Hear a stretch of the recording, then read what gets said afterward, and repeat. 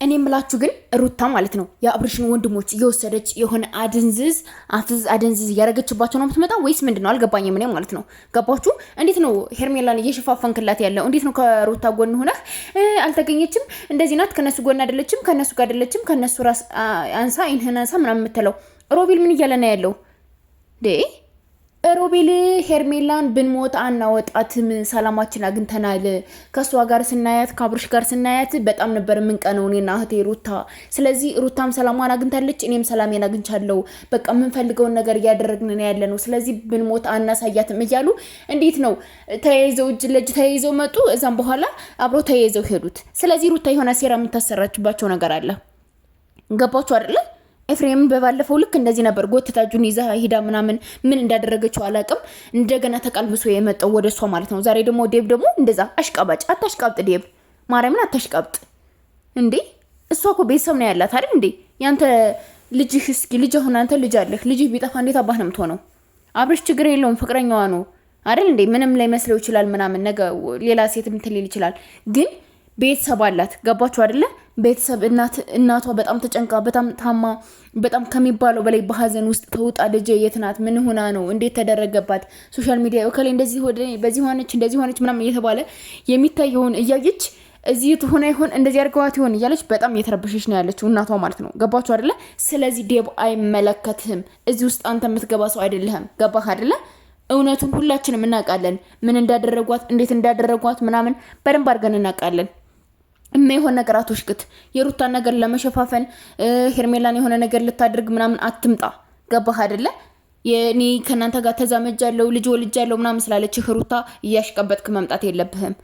የሩታ ወንድም ኖቤል ማለት ነው ሄርሜላን ማረግ ያለብንን ሁሉ እናረጋታለን፣ ብንሞት አናሳያችሁም ምናምን እያለ አንተ ምንም አላረግንም በልጇ ምላለች እንደዚህ ነው ምናምን። መቻባት ነው በልጇ የማለችው።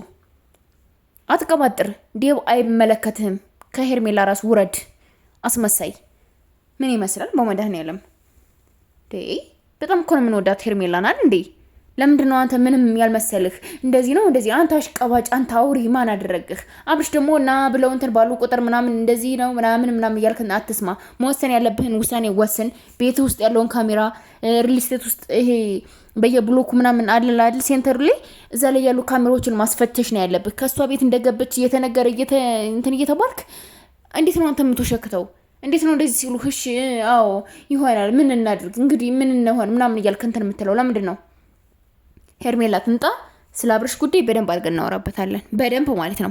እሷ ብትሆን እስከዛሬ አንተ የሆነ ነገር ሆነ ቢሆን ምን እንደምታደርግ እንዴት እንደምትሆን እንዴት በቃ የምትገባበት ቀዳዳ ነበር የሚጠፋት። አንተ ያን ጠርቶህ እንደዚህ ነው ሲልህ ሩታ ሲጀመር አደንዝዛ ነው የምታመጣቸው። ቤቷ ውስጥ ምን አጭሳባቸው እንደምትመጣ ራሱ አይገባኝም።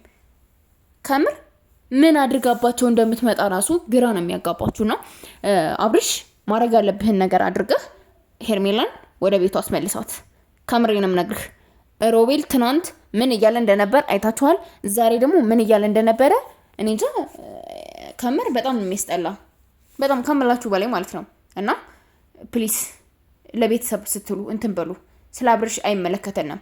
አብርሽ እንደዚህ ሆኖ ነው እንደዚህ ገባ እንደዚህ ተጎዳ ምናምን፣ አብርሽ የራሱ ጉዳይ። ገባችሁ? ግን ሄርሜላ ያለችበትን ሁኔታ ያለችበትን ምን እየተደረገች እንዳለ ሁላችንም እናውቃለን።